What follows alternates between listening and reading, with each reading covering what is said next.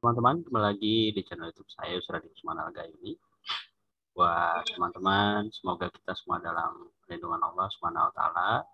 Dan terima kasih buat teman-teman yang sudah subscribe channel YouTube ini. Semoga konten-kontennya bisa menginspirasi kita semua. Dalam kesempatan kali ini, bersama saya sudah bergabung penyair Indonesia, Vika Rueda.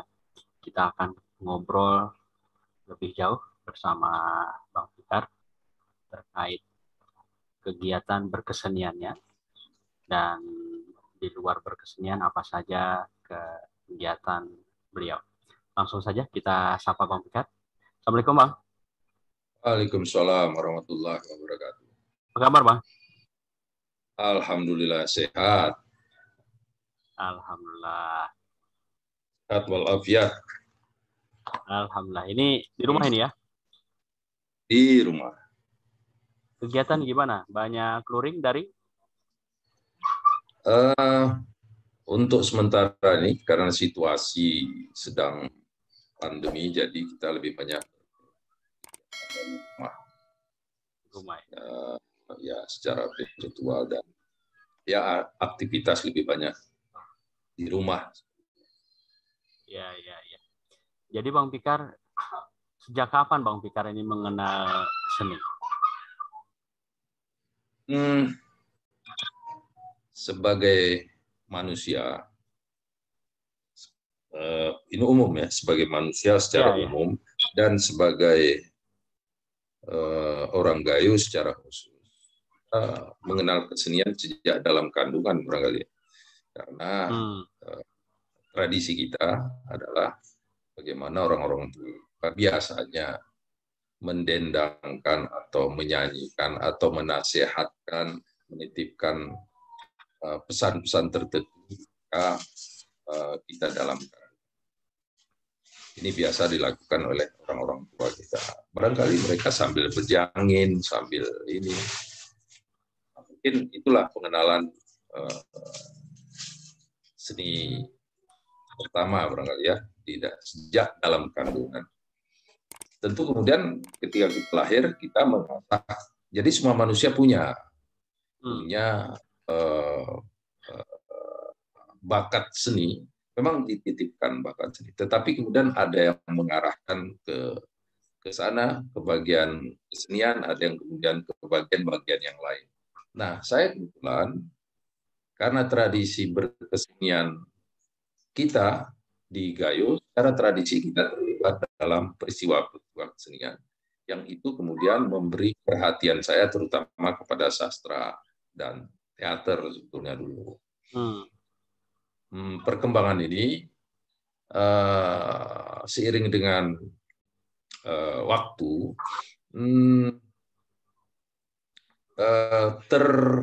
bakat yang ada ini kemudian tersalurkanlah lewat satu kelompok teater, sanggar namanya, Sanggar Ari Mulomi. Nama sanggarnya Sanggar Ari Mulomi. Dulu sekretariatnya itu di Blangkolak 1. Dulu pembinanya ini orang hebat, Bang almarhum Fajar Arina Sutio. Ini pembina. Mereka pembina Sanggar Ari Mulomi. Dan saya masuk ke sanggar itu. Kelas 1 atau kelas 2 SMA, saya lupa. Antara itulah. Waktu itu saya belajar teater di sana. Belajar teater, belajar sastra, dan lain-lain. Interaksi itu interaksi aktif dengan dunia kesenian. Jadi sudah terbangun ketika saya formalnya ya, secara formalnya itu terbangun ketika kelas 2 atau kelas 1 SMA melalui kontak saya dengan keterlibatan saya dengan Sanggar. Itu secara formal. Tapi di luar itu kita sebagai anak muda, sebagai remaja Gayo, sebagai anak-anak Gayo tentu bersinggungan dengan seni tradisi kita seperti didong dan lain-lain. Ketika kita SD, saya ingat betul, saya sekolah SD Negeri 6. Jadi di sekolah itu didatangkan, guru kesenian dari luar. Saya ingat betul waktu itu, kalau tidak salah, saya manggil secara tutur gaya, saya memanggil beliau ini Abang A.R. Hakim Aman Pinan. Jadi dia didatangkan ke sekolah untuk mengajarkan, memperkenalkan seni. Waktu itu saya lupa apa, saya kelas 5 atau kelas 6 sekolah dasar. Begitu juga dengan ada beberapa cedidong yang datang ke sekolah mengajarkan itu. Ya. Masih ingat, Bang? Beridong lah ya. Hah? Masih ingat cedidongnya? Lupa, saya lupa. Tapi itu SD, saya ingat betul. Tapi itu peristiwanya di sekolah dasar, kelas 5 atau kelas 6 barangkali ya. Kalau Bang A.R. Hakim ini saya ingat karena beliau ini secara ini masih masih keluarga Sukut lah. Jadi makanya saya ingat dia bawa trompet, dia main trompet di depan sekolah, di depan kelas. Nah, itu ya itu secara alamiah, secara di luar itu kita tentu menyaksikan pertunjukan-pertunjukan didong jalu dan macam-macam. Atau dulu saya sering itu menonton pertunjukan sandiwara keliling. Sandiwara keliling, mereka berbulan-bulan itu di Takengon itu, di PNP itu. Jempa Aceh atau apa saya lupa nama. Jempa Aceh, Sinar Jempa atau Jempa Aceh. Nah, jadi mereka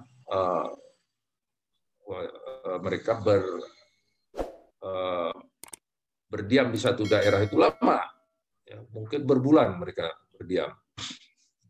Saya nonton itu sering sekali, saya nonton setiap malam, saya nonton. Salah satu pemainnya Ibnu Arhas. Ibnu Arhas. Dia ini memang hebat ya, dia seorang aktor. Kemudian seorang penyanyi juga dan lain-lain. Nah, itu persinggungan saya dengan teater. Kemudian saya juga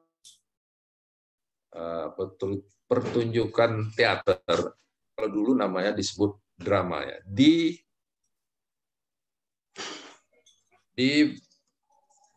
kantor, sebentar, di sebelah kantor Polres Aceh Tengah sekarang. Di kantor Golkar itu barangkali. Barangkali di kantor Golkar sekarang, agak lupa-lupa ingat. Jadi ada pertunjukan seni drama dulu di sana. Lupa ya, Pak. Samar-samar, sutradara kalau nggak salah Zaini Wahab. Kalau nggak salah ya, tapi ini mungkin bisa dicek kembali pada zaman itu. Ini sekitar tahun 80-an. Maaf, barangkali ya 70-an, karena mungkin saya sekolah SD atau SMP barangkali nonton, atau sampai SMA gitulah. Jadi itu tahun 70-an atau 80-an. Jadi itulah persinggungan saya dengan kegiatan-kegiatan panggung, kegiatan-kegiatan. Nah, di luar itu ada lagi terkesan betul saya. Ada drama radio berbahasa Gayo. Ini sutradaranya di Bang A.R. Hakim Aman Pinan. Pemainnya Aka Fatimah Kobat, istri Bang A.R. Hakim. Terus siapa lagi pemainnya? Lupa. Jadi itu yang saya ingat. Mereka suami istri. Judul drama radio itu Kelsih. Ya. Mereka merekamnya di Medan atau di mana. Tapi itu sangat diputar di radio dulu. Radio di Takengon itu saya lupa. Tidak Amanda. Banyak radio, hanya ada 1 atau 2 barangkali ya. Radio. Amanda ya, Pak? Bukan, jauh sebelum itu. Cincempala. Bukan ya?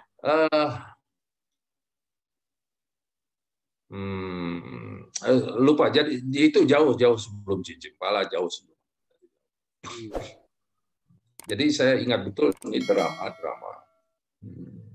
Gersih. Jadi cerita ya orang tua yang berkonflik dengan menantu, kemudian bagaimana sikap menantu yang orang kota, gitulah, yang kehidupan kota, kemudian berkomunikasi dengan mertua yang dari kampung dan lain-lain. Jadi ya itu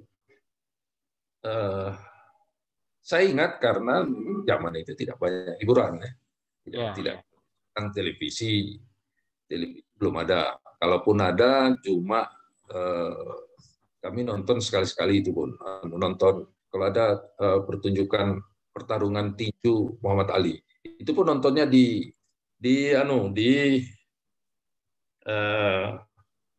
PLN Dedalu. Kalau nggak salah hanya ada di sana satu-satunya televisi hitam putih. Jadi kalau ada pertunjukan Muhammad Ali, kami datang. Karena kebetulan saya tinggal di Hakim Bali Hujan. Kami datang ke sana. Itu rumah siapa itu, Bang? Yang di Dedalu itu? Kepala PLN-nya. Di situ kan ada mesin pembangkit listrik. Nah, dulu kantor PLN dan rumah kepala PLN-nya di sana. Ya. Berarti itu masa saya itu ingat SD kalau nggak salah. Ya, masa itu baru dia yang punya televisi. Kalau tidak salah ya, karena saya masih, pokoknya kami ketika ada pertunjukan tinju Muhammad Ali itu ke sana. Iya. Karena begini, saya ingat itu karena anaknya di kepala cabang PLN itu sekolahnya di sekolah negeri 6 dengan saya. Jadi agak sebagai teman lah ya. Tetapi bukan saya saja yang nonton sana, banyak orang-orang dari kampung itu seperti nonton film layar tancap. Iya. Ya, tadi disebutkan Bang persinggungan dengan kesenian sejak SD itu sudah ada. Jadi sebelum sekolah itu apa Bang Fikar sudah bersinggungan dengan seni juga? Barangkali dari keluarga, karena memang kan di Gayo tradisi berkeseniannya, berkebudayaan kan kuat sekali begitu. Barangkali ada teman bapak atau kakek ke rumah, mereka berdidong, seperti apa Bang?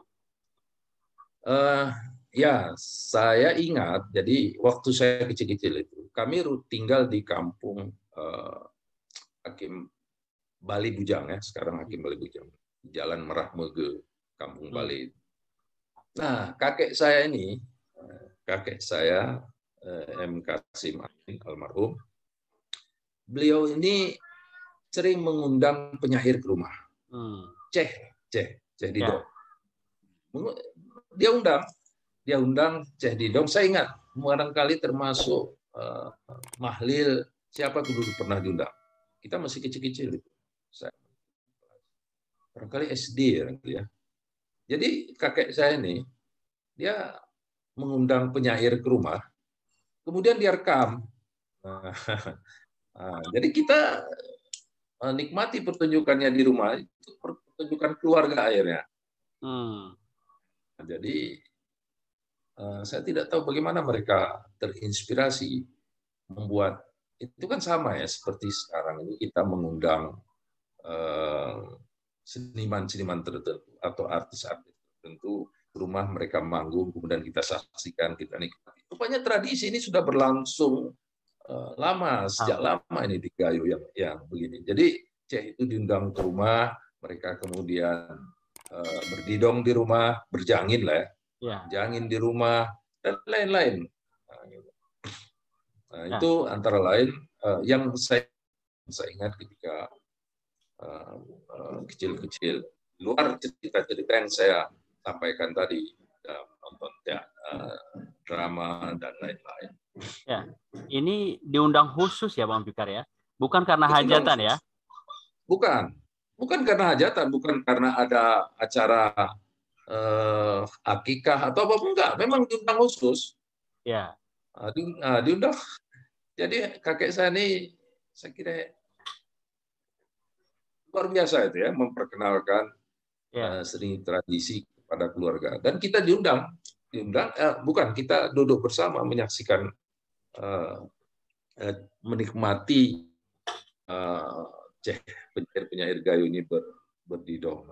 Itu ya, saya ya, kira hebat. Belakangan baru saya sadari, wah ternyata luar biasa. ya. Peristiwa kesenian seperti itu ya. Jadi diundang Bang Fikar dan teman-teman waktu itu ikut menyaksikan dan menikmati ya. Dan Termasuk orang menikmati. kampung ya. Orang kampung Oh, enggak. Kita sebatas keluarga ya, Bang? keluarga saja. Ya, Jadi malam itu habis Isya barangkali ya, habis Isya baru. Itu yang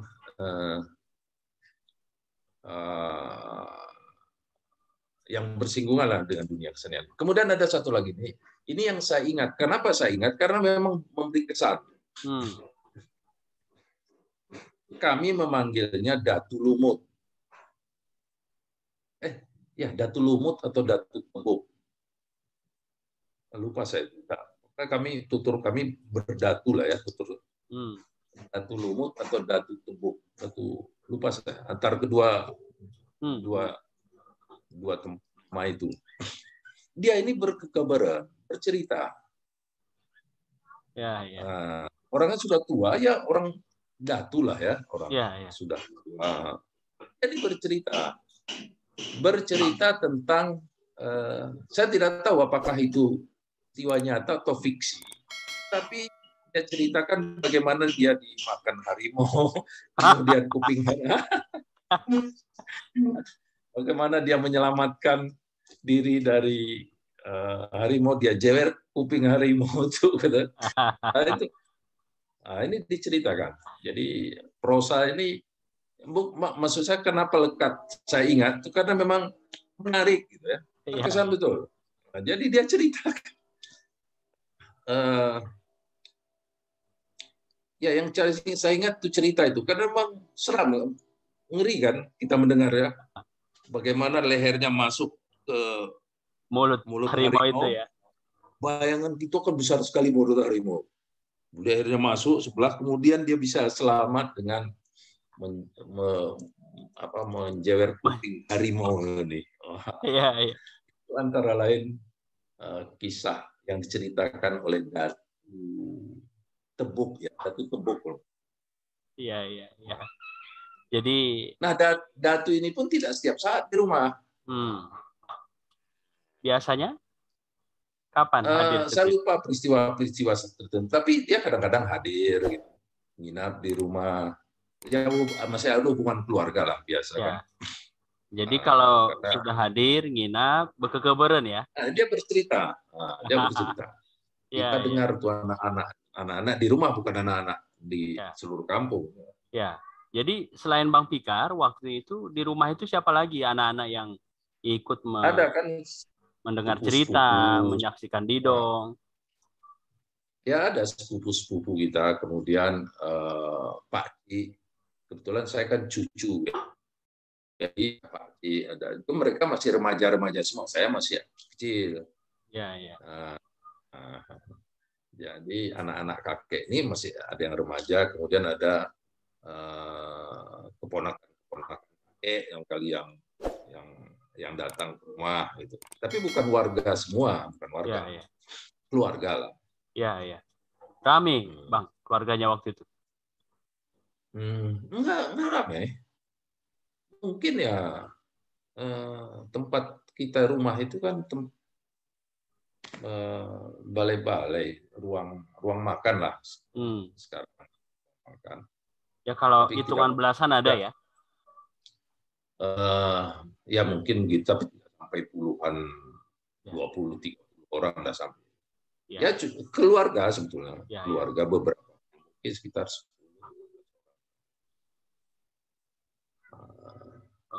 Dan kakek saya tuh rekamnya itu, dia rekam nanti jahit itu.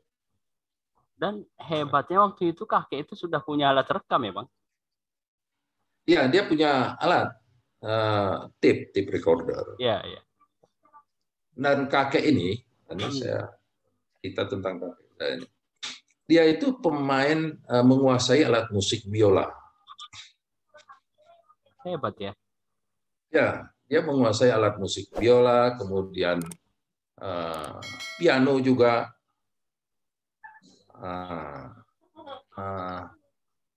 Apa lagi yang saya ingat?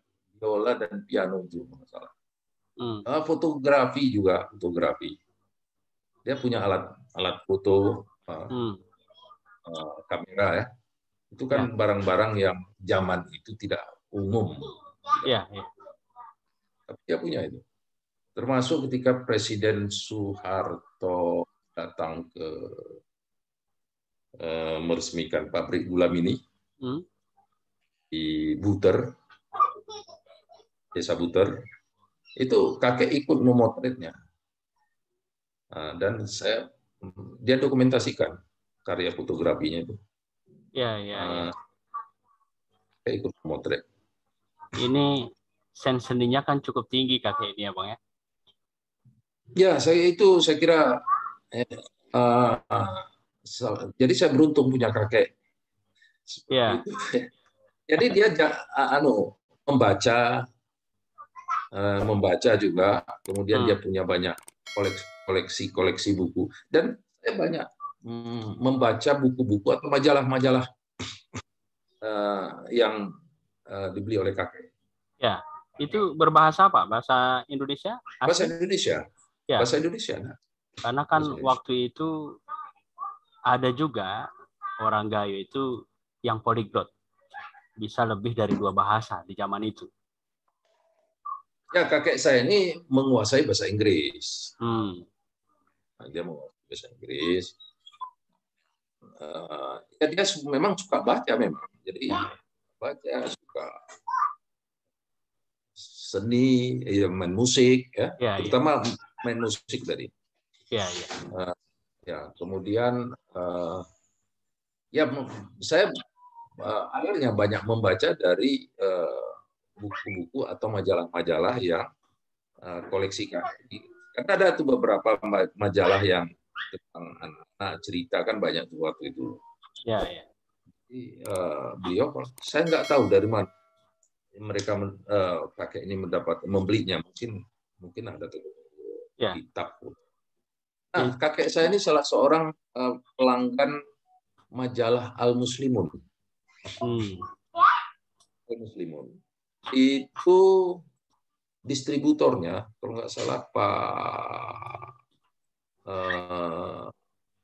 Amanrat, Bapak Amanrat. Orang tua dari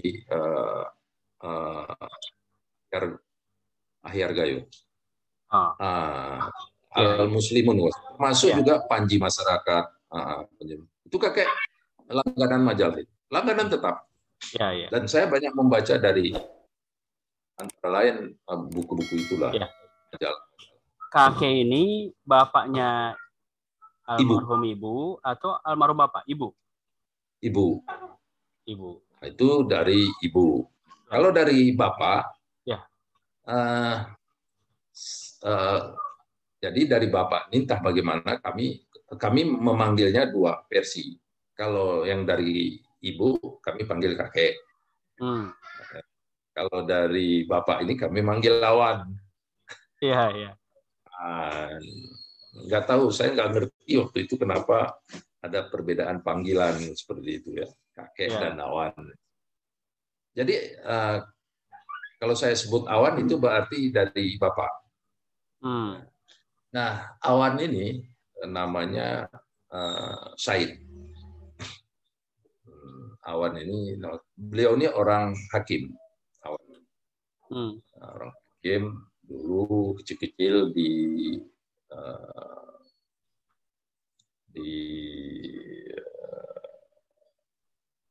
Blangkeren kecil-kecil. Mungkin mengikut hubungan dari Tanamak atau kemudian ke Tanamak, kemudian enggak tahu saya. Jadi ini Bapak menceritakan kakek ini salah seorang penjahit motif kerawang. awan, bukan kakek awan tadi. Ya, ya. Jadi penjahit motif-motif itu. Kata Bapak, awan ini juga salah satu karya awan ini antara lain adalah menjahit sarung tenis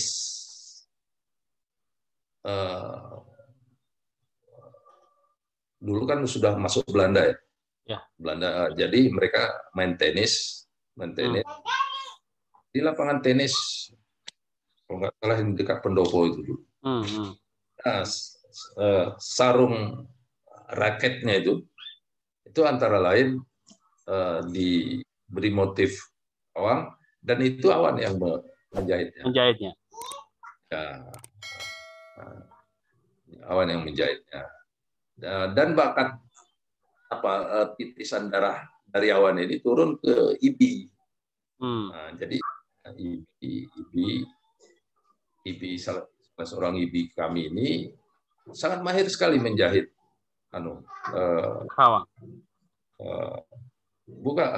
ampang, nayu dan lain-lain macam-macam lah. Jadi ketika saya menikah, ampangnya beliau yang pemberian dari IBI ini tadi. Termasuk ada tapi sampai sekarang masih saya simpan, tapi dan kemarin baru masih saya pakai. Jadi ada tapi yang dia kasih motif-motif. Dulu ada sajadah juga dikasih motif kayu, dan itu kan sudah harus. Ya, jadi itu antara lain awan ini tadi. Jadi itu belakangan karena beliau ini hidup, saya mungkin masih kecil, saya sudah awan ini sudah meninggal. Tapi saya masih sempat masih ingat beberapa kejadian dengan awan ini. Umpamanya beliau ini, awan ini kan tinggal setelah dari kampung Hakim Kengon, kemudian buka hutan Nyuan Kupi, berkebun di kampung Hakim sekarang Bener Meriah, Wihilang, kampung Hakim Wihilang. Nah, jadi awan ini lebih banyak menetap di sana. Nah, sekali-sekali dia ke Takengon. Kami kan sekolah di Takengon. Pak berkebun juga di Hakim Wihilang. Nah, sekali-sekali nanti awan datang ke Takengon karena anak-anaknya, cucu-cucunya itu di Takengon. Hakim ada di Kampung Udang, ada di Kampung Bali seperti kami. Nah, ini kenangan dengan awan ini hebat. Jadi dia nih setiap pagi selalu mengajak kami, cucu-cucunya ini, semiyang soboh ke Mersapadang. Sholat subuh ke Mersapadang. Setelah itu kita diajak minum kopi di warung Krempeng namanya. Di depan, di pengkolan Tapajang, ya, Mersapadang. Di dekat pohon kelaping besar, di depannya itu ada satu warung Krempeng mereka sebut. Itu orang Tionghoa, ya, orang Tionghoa. Tapi udah fasih, berbahasa Gayo. Dari situ kita selalu diajak. Habis sholat di Mersapadang, kemudian ngopi, minum. Ngopi pagi ya, Bang? Masih kecil-kecil. Masih kecil, tapi saya ingat. Berkesan betul. Jadi orang-orang tua kita ini memang habis dari sholat, langsung ngopi ke tempat itu. Rame warung itu pagi-pagi. Dan kami cucu-cucunya ini diajak. Jadi awan ini, dia kalau udah ke Takengon, dia bergilir tidurnya. Malam ini nanti di keluarga kami. Nanti malam berikutnya di keluarga yang lain lagi, di cucu-cucunya yang lain. Begitu seterusnya. Ya. Nah, habis itu pulang lagi ke Hakim Wihilang. Nah, gitu yang sempat saya ingat. Jadi beliau meninggal setelah menjalankan ibadah haji. Saya lupa tahun 73 atau 79 atau sekitar itulah. Iya, iya. Saya masih SD. Kalau Bapak Mama sendiri, Bang, pekerjaannya? Petani. Petani. Apa Bapak. ada jiwa seni juga nih, almarhum Bapak sama Mama? Mereka ini bukan pelaku, tapi penikmat. Penikmat. Ya, mereka bukan pelaku, artinya bukan pelaku. Misalnya sebagai menulis lirik atau menyanyi, berdidong, enggak. Mereka ini penikmat. Jadi semua ceh-ceh itu dia resapi betul syair-syair puisi-puisinya.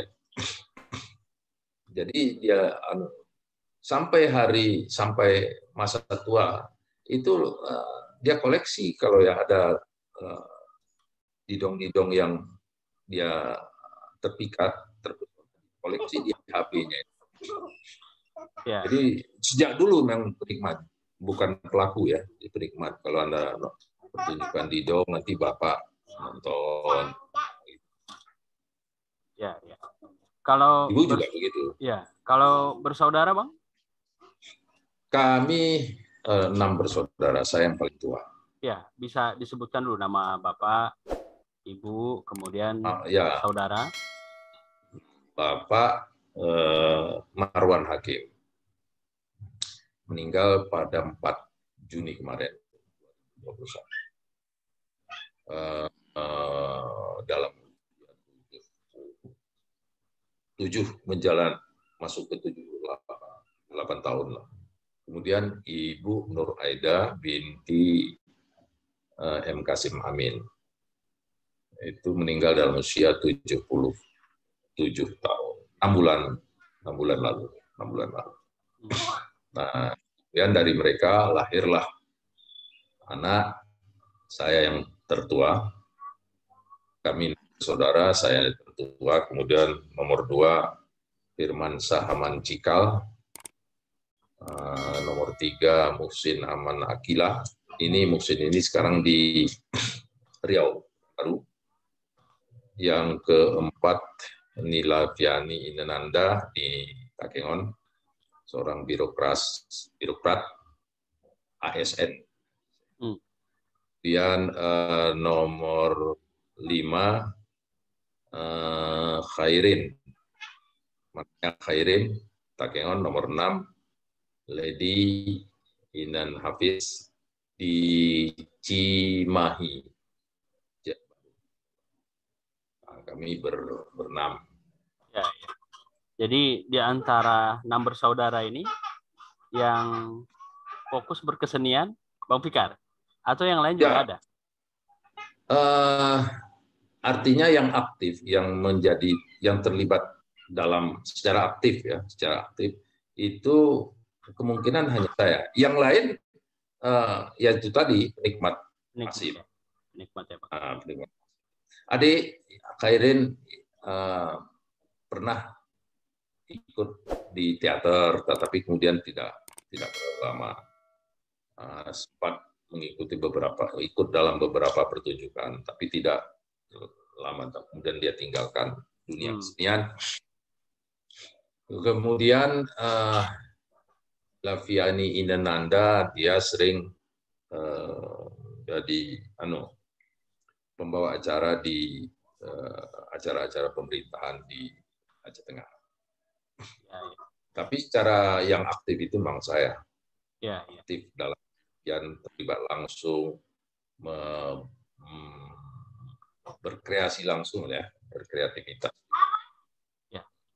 Dan tadi persinggungannya secara lingkungan keluarga memang sudah ada gen seninya ya, Bang Fikar ya. Ya. Nah, lingkungan juga mendukung, kemudian terlibat dalam proses itu. Nah, waktu pas SD, Bang, SD bagaimana Pak? Di SD itu juga aktif di sekolah keseniannya, atau Bang Fikar waktu itu menonjol di akademiknya? Seperti apa, Bang? Ini saya sekolah SD itu 3 tempat. Ya 4 tempat atau 3 tempat. Ya, ya. Pertama di SDPI, Pendidikan Islam. Kemudian saya pindah ke Biren. SD, lupa saya, ya SD Negeri 1 Biren. SD Negeri 1 Biren sampai kelas 2 kalau salah saya. Kemudian saya pindah lagi ke Banda Aceh. SD kelas 3 di Banda Aceh. SD 11. Jadi di Biren itu saya di SD 1 Biren. Kelas 1 sampai kelas 2, kemudian dari sana saya pindah ke Banda Aceh, masuk SD Negeri 11 kelas 3. Nah, tamat kelas 3, balik ke Takengon. Masuk ke SD Negeri 6. Ya, ya. Ke SD Negeri 6, tamat di SD Negeri 6, masuk ke SMP di SMP Negeri 2 Takengon, lalu ke SMA Negeri 1 Takengon. Setelah itu kemudian saya kuliah di Fakultas Pertanian Universitas Yang Kuala. Ya, ya. Tahun 80. Ini kok bisa banyak sekali SD-nya Bang, pindah-pindah. Begini ceritanya. Jadi saya ngaji, pendidikan dasar sekali itu saya ikuti di pendidikan Islam, SDPI. SDPI tadi ya, itu dekat kampung itu ya? SDPI. Memang di kampung Bali itu. Itu saya ikut. Kemudian bapak saya ini waktu itu agen, dipindahkan kerja kepala stasiun PT Aceh Tengah di Biren. Kami dibawa serta. Nah, itulah makanya saya sekolah di Biren. Masuk di Negeri Biren tadi. Kemudian pindah lagi ke Banda Aceh. Kerja ke Banda Aceh. Dibawa lagi. Sama. Dibawa lagi. Jadi bapak ini kerja jadi sebagai mungkin sekarang namanya kepala perwakilan lah barangkali, perwakilan bus PT Aceh Tengah Banda Aceh. Nah, pindah lagi. Kami tinggal di belakang Masjid Raya itu di Jalan Muhammad. Saya juga pindah masuk di Negeri 11 Banda Aceh. Kelas 3. Nah, kemudian setahun, ya saya ingat setahun di sana Banda Aceh, balik lagi ke Takengon. Bapak kemudian tidak lagi di perusahaan PT Aceh Tengah, bapak kemudian beralih di petani. Nah, kenapa bapak ikut di perusahaan itu? Nah, waktu itu di zaman itu saya ingat itu yang menjadi direktur PT Aceh Tengah itu kakek. Muhammad Amin. Jadi setelah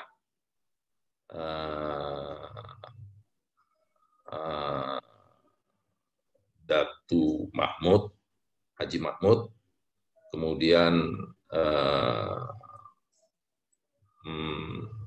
Tengku Jali, dari Tengku Jali, terus kakek, dari kakek ke Pak Ali Hasan Radi, dan begitu seterusnya. Jadi dalam rangka mengurusi perusahaan PT itu tadi. Itu satu-satunya perusahaan, salah satu perusahaan tertua di Aceh. Itu kalau nggak salah saya didirikan tahun 1940. Saya tahu itu karena dari manuskrip yang ditulis oleh kakek. Ya, dan masih eksis sampai sekarang ya? Sekarang saya tidak tahu bagaimana perusahaan ini. Saya tidak tahu lagi keberadaan perusahaannya, masih eksis atau seperti apa. Ya. Nah, itu cerita kenapa saya berpindah-pindah sekolah. Ya. Dan balik Bang ke kegiatan berkesenian. Jadi kan ini tadi waktu pas SD tadi. Ini kan dengan pindah-pindah apa di sekolah juga waktu itu menonjol berkeseniannya. atau Oh lebih iya, ke akademiknya? saya tidak aktif di keseniannya, Hmm. artinya tidak ikut. Ya anak-anak lah kan, Ya, anak-anak kan semua kita itu seperti cerita saya tadi, kalau datang Ceh ke hmm. sekolah diajar, seluruh Ya, anak-anak ya, diajarkan ya, didong, ya, ya. diperkenalkan kesenian seperti Bang Air Hakim tadi, dia perkenalkan kesenian trompet dan lain-lain. Jadi tidak secara khusus. Memang di sekolah itu ada, kalau ada lomba-lomba, ada lomba misalnya lomba didong anak-anak, tapi saya tidak ikut di lomba didongnya. Saya Hmm. itu ikut di lomba baca puisi malah. Ya, ya. Oh, dari SD itu sudah Jadi ikut lomba baca puisi? saya ikut lomba baca puisi. Saya lupa ya. Saya pernah juara 3 lomba baca puisi Ya, se-Kabupaten Aceh Tengah. ya. Itu masih ingat kelas berapa SD? Mungkin kelas 5 atau kelas 6, saya lupa itu. Saya juara 3. Nah, Ya. yang saya punya foto dokumennya. Jurinya antara lain ayahanda teman kita, Arjuliska. Oh, Dia ikut juga di lomba itu, saya tidak ikut. Pak Pak Saifuddin Saifuddin Kadir. Kadir. Ya, Ya. saya ingat puisi yang saya bacakan itu, lupa judulnya, tapi itu mengutip ayat suci Al-Quran. Iza zulzilatil ardu zilzalaha, maka bumi memuntahkan segala isinya, dan seterusnya. Kalau nggak salah itu puisi karya Pak Saifuddin Kadir. Jadi saya juara 3. Ya. Dan putrinya tadi, Kak Ulis tadi juga ikut di lomba itu. Saya tidak tahu apa, barangkali ikut, tapi saya tidak tahu. Ya, ya, ya. Mungkin kalau ditanya sekarang bisa dikonfirmasi apa. Ya, Ya, ya. tidak. Tapi yang saya tahu itu ayah Pak Saifuddin Kadir ini Sebagai juri ya. sebagai juri, ya saya sebagai juri. Karena saya dulu punya dokumen foto saya sedang baca puisi. Beliau ini ada di belakang saya. Tapi foto itu saya dulu Ya. Ya, teringat saya ada foto itu. Nah, kegiatan yang lain itu setiap tanggal 17 kita kan ikut paduan suara. Biasanya dari sekolah-sekolah SD itu kita dipilih lah untuk ikut di pendopo. Ya, paduan suara kan biasanya ada setiap peringatan 7. Nah, Ya. itulah yang antara lain yang saya ingat di kegiatan di tingkat sekolah dasar. Ya. Kalau untuk SMP-nya, Bang? Sama seperti SD ini kondisinya. Nah, saya di SMP ini justru saya tidak banyak ingat. Cuma satu saya ingat. Saya menulis puisi pertama ketika saya di SMP. Kelas berapa? Nah, saya tidak tahu kelasnya. Ya, Kelas ya. 1, kelas 2, saya tidak ingat. Tetapi saya ingat, pernah saya ingat. Saya menulis puisi judulnya Sepi di SMP. Nah, puisi itu saya taruh di lemari di bawah baju. Cuma satu lembar. Ya, ya. Tapi sayang sekali dokumennya saya tidak punya lagi. Karena memang kita pledor. Ya, Tapi ya. saya ingat itu, saya pernah menulis puisi judulnya Sepi waktu kelas saya lupa kelas 1 atau kelas 2. Tapi waktu pas SMP ya. SMP. Itu menceritakan apa, Bang? Kira-kira puisi Ya, itu yang sepi. Ya nggak tahu. Kalau masih ingat. Mungkin. Ya karena dari judulnya saja sepi, ya tentu tentang kesepian ya. Kan kesendirian. Iya, Cuma iya. tidak panjang kalau nggak salah itu puisinya. Iya, iya. Ya, samar-samar saya ingat puisi itu, kemudian saya letakkan, saya tulis di kertas, kemudian saya letakkan di bawah baju di lemari. Ya, kalau untuk kegiatan kesenian di sekolah gimana? Apakah aktif waktu itu jadi kegiatan ekstra di SMP ini? Di SMP saya tidak banyak, enggak banyak ingat. tidak banyak ingat karena mungkin ada barangkali tapi tidak seperti yang saya ingat waktu SD. Kalau di SD kan saya ikut Ya. lomba, kemudian ada guru-guru kesenian ceh-ceh didong yang hadir ke sekolah. Itu saya itu ingat karena di SMP saya lupa apakah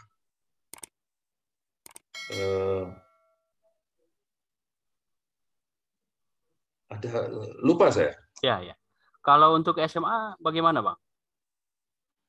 Nah, SMA ini itu tadi, saya justru di SMA ini saya menjadi lebih intens ketika saya mulai masuk Sanggar Arimulu Umi tadi. Ya. Sanggar Arimulu. Nah, itu memang jadi kita begitu saya masuk tidak lama kemudian latihan naskah drama, latihan drama. Aduh, ya. Tapi sutradaranya saya ingat Bang Ipap Suprapto. Beliau ini orang Medan, anak teater nasional Medan, pindah bekerja di Ketakengon. Kemudian dialah yang mendidik kami, anak-anak muda, remaja-remaja di Aceh Tengah itu di bidang seni teater. Jadi guru teater saya itu Bang Ipap Suprapto nih. Sampai sekarang dia masih di Takengon. Nah, ya. Jadi kami pentas kami di Gedung Olah Seni sekarang. Dulu itu tidak ada bangku. Nah, jadi ini peristiwa pentas ini lucu nih. Jadi kami selalu pentas itu memilih akhir pekan, malam minggu. Ya. Bangkunya dari mana? Di dekat kantor bupati itu kan ada sekolah dulu ya, sekolah SD. Ada itu komplek SD dulu di halaman kantor bupati itu kalau nggak salah. Itu ada sekolah dulu di sana. Ada beberapa SD di sana. Nah, kami gedung kesenian itu tidak ada bangku. Jadi bangku untuk penonton itu kami pinjam dari sekolah SD ini tadi. Ya. Pinjam untuk bawa ke gedung kesenian untuk bangku penonton. Nah, habis pertunjukan balikin lagi. Yang balikin lagi. Ya, ya. Nah, jadi ya kita main teater, kita angkut bangkunya, kita balikin lagi bangkunya dan macam-macam. Iya, iya. Itu kan kegiatan seorang. Kemudian di bidang sastra yang banyak mendidik itu Bang Saiful Hadi. Saiful Hadi. Bang Saiful Hadi ini waktu itu dia juga ikut di teater di Sanggar Arimulu Umi lah, memberi perhatian betul. Beliau ini wartawan waspada di Takengon. Selain wartawan dia adalah karyawan Telkom Takengon. Nah, beliau ini memperkenalkan secara intensif dunia sastra, menulis puisi, kemudian menulis berita, menulis laporan kesenian dan lain-lain. Jadi Bang Ipap dan Bang Saiful ini yang sangat keren betul mengenalkan teater dan sastra. Jadi saya berguru dari mereka. Ya, ya. Dan luar Bang A.R. Hakim tadi. Ya, ya. Dan ini kan di luar sekolah ya, Bang ya? Di luar sekolah. Kalau untuk di sekolah sendiri gimana? Apakah masa Bang Fikar itu di SMA 1 ini intens kegiatan kesenian juga, bagian dari ekstra itu? Nah, saya lupa. Tapi begini, ada pelajaran ekstrakurikuler saya kira ya di sekolah itu. Ada tuh pelajaran drama. Saya ingat betul, saya bahkan melatih drama itu di SMA itu dulu. Oh, bahkan sudah melatih ya? Ya, ada festival drama itu nanti di tengah itu. Apa festival? Tapi saya pernah ikut melatih itu. Nah, kemudian di SMA ini juga kami punya guru. Beliau ini guru Bapak ini, Dr. Andes Muhammad RH. Dia bukan guru kesenian. Guru agama? Bukan. Bagian fisik lah. Fisik ya. Saya lupa. Apa ya. Nah, beliau ini bercerita tentang, ini hebatnya ini. Cerita Romeo and Juliet Ya. di sekolah. Nah, saya apakah ya mata pelajaran apa yang dia saya lupa ya. Tetapi dia salah seorang yang bercerita tentang tragedi Romeo and Juliet dengan ekspresi yang luar biasa. Kami menyaksikannya itu terhanyut semua dengan cerita. Dia ceritakan bersambung. Iya, iya. Hebat Ceritakan betul ya. hebat betul. Bapak Muhammad RH, orang tua dari Bang Harun Manzola ya. Ya. Ya, ya orang tua dari Bang Harun Manzola. Wah itu hebat, ekspresif betul dia bercerita. Romeo and Juliet. Itu yang bikin hanyut ya, terpana semua ya. Terpana. Jadi saya menunggu ceritanya setiap minggu itu. Penasaran ya, Bang ya. Nah, tapi saya lupa apakah beliau ini mengajar kesenian apa pelajaran lain. Saya lupa itu. Iya, iya. Saya dicek lah. Iya, Tahun itu, tahun 80-an. iya. Bang Saya Fikar tamat SMA itu tahun 84. 84. Berarti masuk tahun 83, 82 ya? 82, 83, 84. Jadi SMA itu tahun 84 itu adalah perubahan pertama sistem penerimaan mahasiswa baru. Jadi dulu kan penerimaan bulan 1, kemudian digeser menjadi bulan 6. Kalau nggak salah, bulan 6 apa bulan 7. Dan itulah kami angkatan 84 ini yang ikut pertama sekali. Makanya saya keluar tahun 84 dan masuk di Universitas Syiah Kuala itu 84 juga karena pertengahan 84. Ya. Jadi kalau tidak perubahan sistem itu Bang Fikar mestinya 83. Mestinya enggak 84 juga, tapi 84 akhir. Oh. Itu saya lupa ya. Tapi yang saya ingat saya keluar tahun 84, kemudian masuk kuliah itu juga 84, angkatan 84. Iya, iya, iya. Di pertengahan tahunnya ya. Juni-Juli ya, Bang? Tahun. Iya, iya. Ya, itu uji coba pertama itu, seluruh Indonesia. Iya, iya. Kamilah yang ikut di rombongan itu. Iya. Tadi diceritakan Bang, balik ke Sanggar Arimulumi tadi. Bang Fikar masih ingat teman-teman yang aktif bersanggar waktu itu? Masih. Antara lain Bang Dahlan Maulata. Sampai sekarang beliau masih. Tapi sekarang sudah tidak aktif. Kemudian ada Bang Pule Ibrahim. Bang Pule. Saya lupa ujung. Kemudian Bang Pule, Bang Ipap, almarhum Pungi Arianto, itu di angkatan-angkatan itulah. Lupa lagi saya. Ya. Mutiara, kira Mutiara di sana juga. Kemudian ya berikutnya banyak yang masuk. Jadi itu salah satu sanggar yang eksis. Jadi saya itu kemudian banyak sekali yang masuk generasi-generasi berikutnya. Ya. Jadi sanggar ini berdirinya waktu pas masa Bang Fikar itu?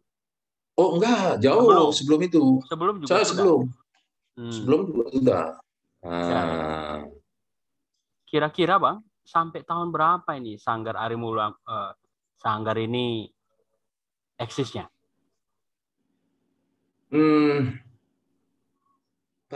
Lupa saya, tapi ketika saya meninggalkan Takengon, saya kuliah, itu sanggar itu masih terus jalan. Sanggar ini banyak sekali kegiatannya. Jadi ada seni teater, itu rombongan kami tadi. Kemudian ada musik, musik. Kemudian ada tari. Kemudian ada termasuk mendirikan radio itu. Radio Amanda itu kalau nggak salah. Jadi Amanda dulu namanya. Tapi sebelum Amanda itu seperti cerita Bang Fikar tadi udah ada ya. Ada radio Amanda itu di zaman kita. Tapi saya sebentar, saya tolong dikoreksi lagi nih. Apakah Sanggar Ari Mulumi itu namanya sudah Amanda atau apa gitu? Atau ada nama lain? Saya lupa. Oke. Nah, stasiun radio itu ada di kompleks Sanggar itu, Blangkolak. Satu. Kan yang di tempat sekarang, bukan yang di tempat sekarang. Di belakang. Dan jadi dulu itu kalau ada artis-artis memperkenalkan album baru, salah satu ya mereka hadir ke radio itu. Radio tadi ya. Radio tadi. Ya. Dan saya yang tukang wawancaranya kalau artis itu datang. Jadi selain nulis berita, berkesenian dengan banyaknya kegiatan, juga jadi pewawancara ya. Ya pewawancara.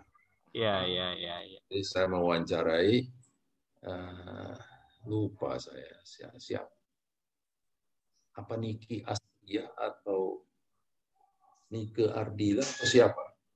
Ada banyak penyanyi-penyanyi yang belakangan mereka top sekali. Tapi di awal-awalnya pernah kita kenal itu. Waktu memperkenalkan album pertama itu. Iya. Keren sekali ya, mereka Bang. Biasa. Malah Ketakingon ikut memperkenalkan ya. Ya, ada yang bawa dulu, saya lupa ya. Kenapa mereka bisa? Mungkin ada ininya lah ya. Tapi memang mereka pentasnya di sana. Cuma lupa saya namanya. Ya. Pokoknya banyak artis dari Bandung dulu yang hadir ke sana. Kemudian ya belakangan kita dengar nama mereka melejit di dunia musik pop Indonesia. Nah, tadi diceritakan juga Bang Fikar. Ini kan untuk kegiatan berkesenian sampai malam.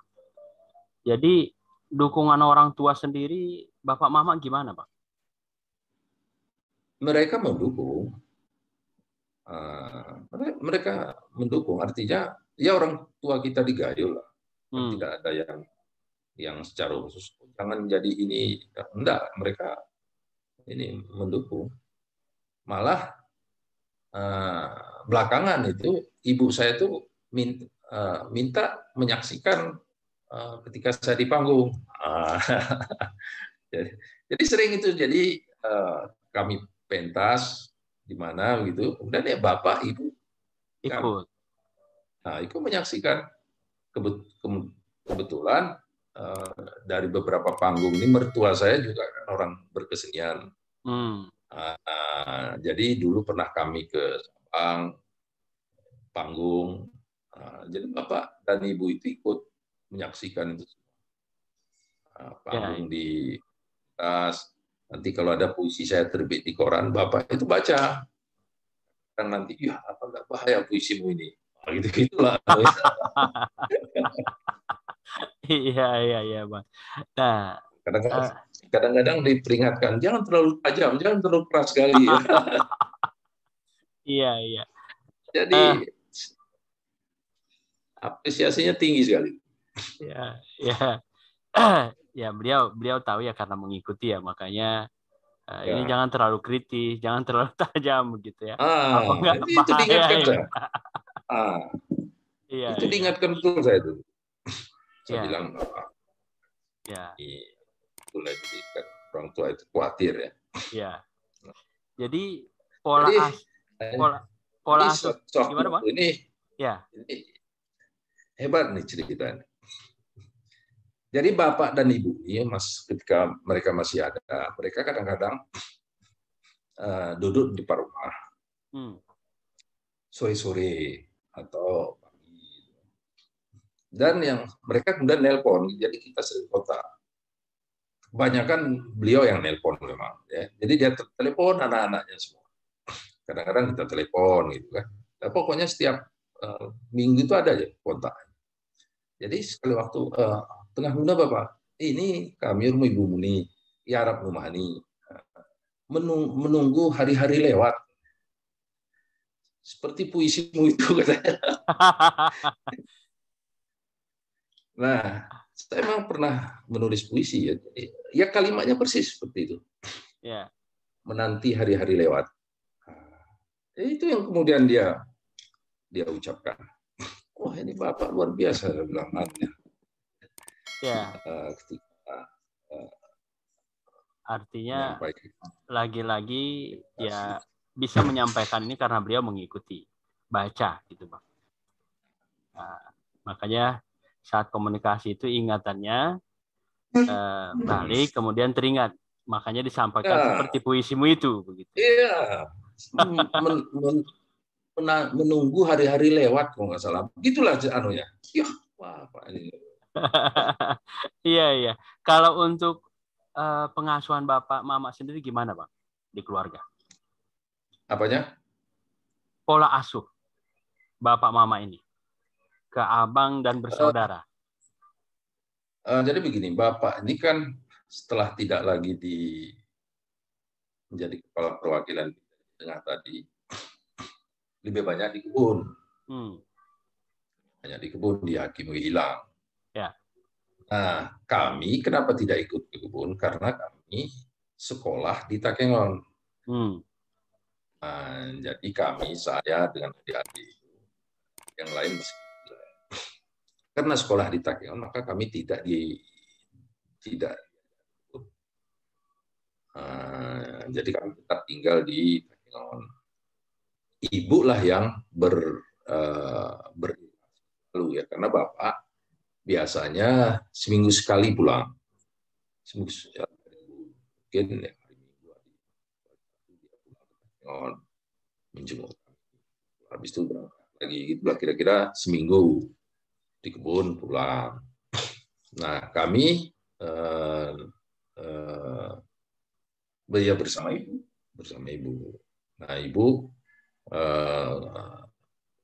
kadang-kadang ya ikut menjual gorengan antar ke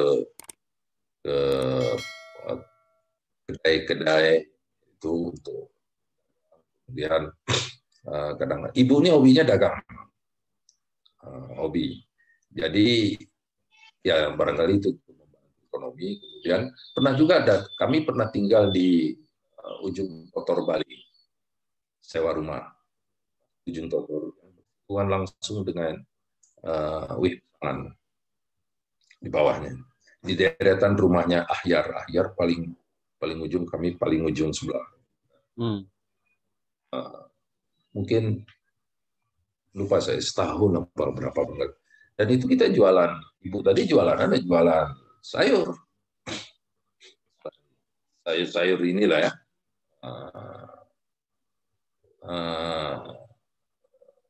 Sambil sekolah. Nah, mereka ini sangat khusus agar kami bisa bersekolah. Jadi itu semangatnya. Jadi bapak dan ibu ini ingin sekali anaknya itu sekolah. Ukurannya itu sarjana, ya biasalah ya. Ya, tentu harus sarjana, gitu.